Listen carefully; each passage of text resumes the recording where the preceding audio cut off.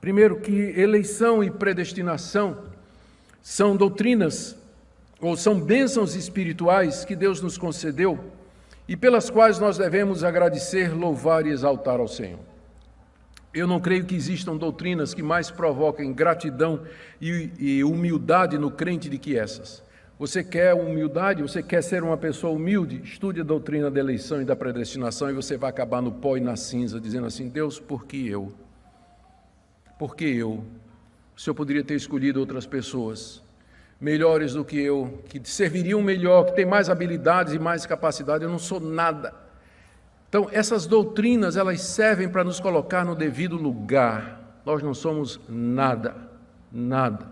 Não há razão para arrogância, não há razão para orgulho, vaidade, para soberba, mas somente para gratidão, reconhecimento, humildade e serviço. Não existem outras doutrinas que melhor sirvam a esse propósito que as doutrinas da graça. Segundo, meditar nessas doutrinas, na soberania de Deus, vai evitar que nós sigamos falsos ensinos correntes no meio evangélico que diminuem a graça de Deus, diminuem a soberania de Deus, diminuem o amor de Deus, diminui a obra perfeita e completa de Cristo, diminui o poder do Espírito Santo, um evangelho em que o homem participa da sua salvação, em que o homem coopera com sua salvação de alguma maneira.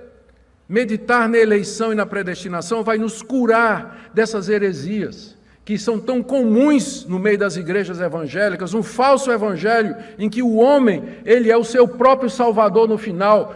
Deus apenas preparou a salvação, mas se o homem não quiser, ele não vai.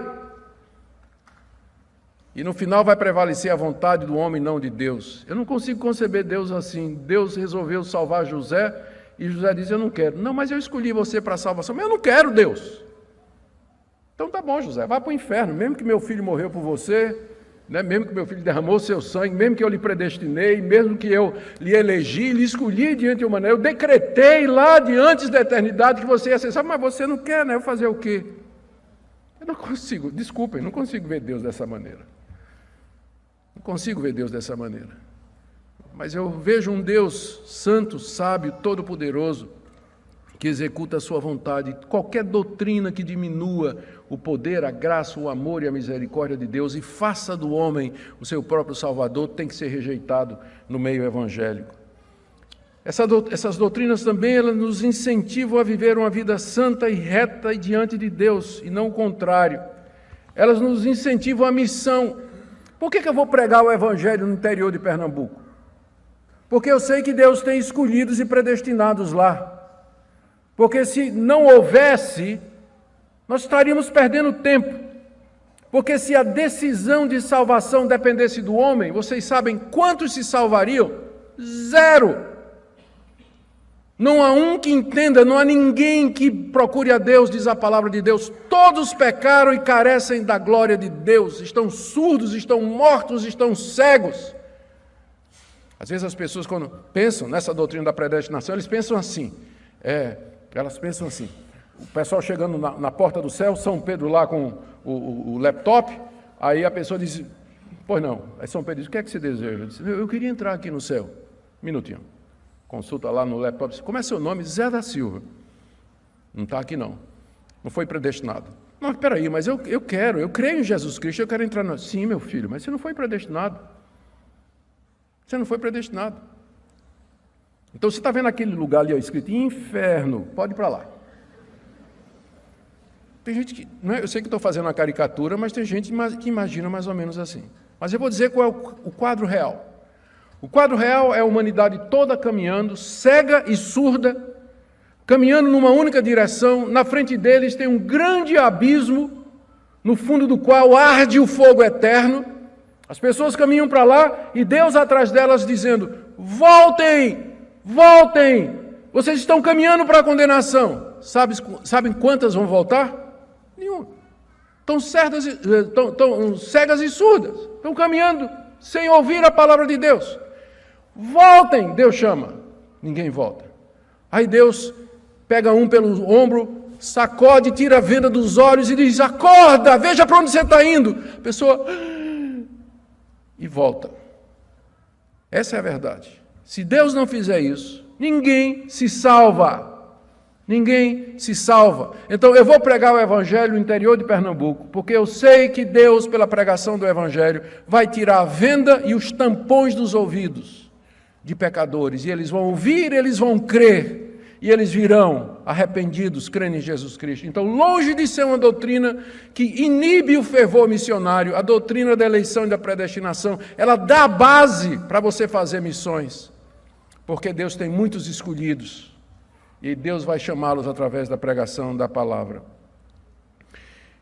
E eu termino aqui perguntando, dando uma aplicação prática. Primeiro, a você que está aqui nessa manhã e que vive com medo e temor do futuro. O que vai ser de você? O que será de mim? Preocupado com as questões materiais, situação financeira, situação de saúde, eu queria que você meditasse no eterno amor de Deus por você. Medite nas bênçãos espirituais que Ele já lhe concedeu. Mesmo que lhe faltem bênçãos materiais nesse mundo, elas nada são comparadas com aquilo que Deus já lhe deu em Cristo Jesus. Deus lhe amou, Deus lhe elegeu e lhe predestinou para ser filho dele. Ele nunca vai desamparar você, o seu decreto não muda, ele nunca vai deixar você, nunca, jamais ele vai desamparar o seu filho eleito, a sua filha predestinada, jamais ele fará isso. Então tenha conforto nisso, nessas verdades. Minha segunda palavra é para aqueles que estão aqui nessa manhã e que têm dificuldade com essa doutrina da eleição e da predestinação. Eu tenho uma boa notícia para você. A sua salvação não depende de você entender o que eu falei. Não é uma boa notícia? Não depende de você entender o que eu falei. A sua salvação depende só de você, no seu coração, crê que Jesus Cristo é o Filho de Deus que ressuscitou de entre os mortos e que Ele é a sua única esperança aqui na eternidade e que você deposita na cruz e no sangue de Cristo a sua esperança e expectativa de perdão de pecados e nada mais. Se você crê no Senhor Jesus de todo o seu coração, você é meu irmão, mesmo que você não entenda a doutrina da eleição e da predestinação. Essa é a boa notícia. A má notícia é que você não vai conseguir viver uma vida cristã plena enquanto você não resolver isso aqui. Enquanto você não se submeter à soberania de Deus, você não vai experimentar esse gozo, essa glória que Paulo está dizendo aqui. Bendito seja o Deus e Pai do nosso Senhor Jesus Cristo. Percebeu como Paulo é resolvido nisso? Para muita gente falou em eleição e predestinação. Epa, né? Já levanta várias bandeiras vermelhas além das sobrancelhas, o pessoal já fica nervoso. Mas não, para o apóstolo Paulo, é motivo de louvor e de adoração. Ele chama os leitores de Éfeso: louvemos a Deus porque Ele nos elegeu e Ele nos predestinou. Só quando você entender isso é que você vai experimentar a profundidade da gratidão, do louvor e da adoração a Deus. Por isso, peça que Deus lhe dê humildade e iluminação. E não fique dizendo que não é uma doutrina da Bíblia. Diga assim: eu não entendo, mas não diga que não está na Bíblia. Porque é você fechar os olhos para a realidade tão clara como a luz ao meio-dia. A terceira palavra, para aqueles que estão aqui hoje e que têm dúvida: pastor, como é que eu sei? Pastor, eu não tenho certeza. Vou começar com a boa notícia. A boa notícia é que uma pessoa pode ser salva, eleita e predestinada, e ainda lutar para ter a certeza disso.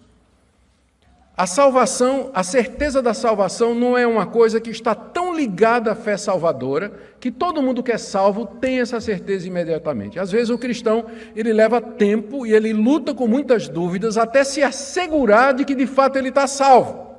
É um processo que às vezes dura a vida toda, tem altos e baixos. Já me encontrei várias vezes me questionando se de fato eu era eleito, se eu de fato fazia parte desses pecadores miseráveis que Deus resolveu ter misericórdia, não sei porquê. Não sei porquê. Então, é possível um crente verdadeiro questionar a sua salvação. Então, o fato de que você questiona não quer dizer que você não seja. Mas então agora vamos para a má notícia, não é? A má notícia é essa. A única maneira, são duas maneiras de você ter certeza de que você é eleito. Primeira é o que nós chamaríamos, é uma maneira comparativa. A Bíblia diz que Deus nos elegeu e nos predestinou para sermos santos e irrepreensíveis. E os eleitos e predestinados, eles são chamados pelo Espírito Santo em Cristo Jesus, e eles creem em Jesus Cristo. Então examine sua vida e o seu coração. Eu amo a Deus, eu amo o Senhor Jesus, embora meu amor e minha fé sejam imperfeitos. Eu quero viver uma vida santa, embora eu reconheça os meus tropeços e a minha fraqueza. Eu aspiro às coisas celestiais, embora a minha devoção a Deus seja tão fraca e tenha altos e baixos. Então, se você percebe dentro de você sinais de uma nova vida, da ação do Espírito Santo, aí é a prova de que você é eleito. Porque uma pessoa que não é eleita, ela não tem aspirações desse tipo. Uma pessoa que não foi predestinada, convertida, ela não ama a Deus e odeia o pecado. Ela não deseja ser santa. Ela tem uma moralidade, uma religião que, na verdade, é uma desculpa para viver uma vida no pecado. Então você pode examinar a sua vida e chegar à conclusão, sim, apesar dos meus pecados, eu percebo no meu coração, na minha vida, sinais da graça e da misericórdia de Deus. Mas a segunda maneira é aquela que a gente chama do testemunho interno do Espírito Santo, e que Paulo fala lá em Romanos capítulo 8. O próprio Espírito testifica com o nosso espírito que nós somos filhos de Deus. Lá no íntimo, lá dentro, aquela vozinha que diz assim, você é meu. Naquelas horas difíceis que você está em crise, está em dúvida, mas simplesmente não consegue virar as costas para Deus e ir embora. Porque aquela voz lá no interior lhe diz, você é de Cristo, eu amei você, morri por você. Esse é o testemunho interno do Espírito Santo que sobrepuja todas as outras maneiras de você conseguir a certeza de salvação. E se você disser, pastor, eu não sei se eu sou eleito, se eu sou salvo, por isso eu não sei se eu posso me dirigir a Cristo. Lembra do que Cristo disse, aquele que vem a mim, de maneira nenhuma lançarei fora. Então venha, creia, entregue-se a Deus mediante Jesus Cristo. Se há esse desejo, essa vontade no seu coração, é a graça de Deus chamando você. E não deixe essa doutrina atrapalhar isso. Venha, na verdade, ela está aqui para ajudar você. Venha, creia, e você receberá a convicção disso e a certeza disso no tempo correto. Que Deus conceda a nós, a essa igreja, gozo, alegria, a exultação na presença de Deus pelas doutrinas da graça, pelas grandes doutrinas da graça. Paulo vai continuar a desenvolvê-las aqui no capítulo 1 de Efésios. Nós chegaremos até o verso 14, onde ainda veremos a questão do livre-arbítrio e da responsabilidade humana, mas por hoje, bendito seja o Deus e Pai do nosso Senhor Jesus Cristo, que nos abençoou com toda a sorte de bênção celestial nos lugares celestiais em Cristo Jesus.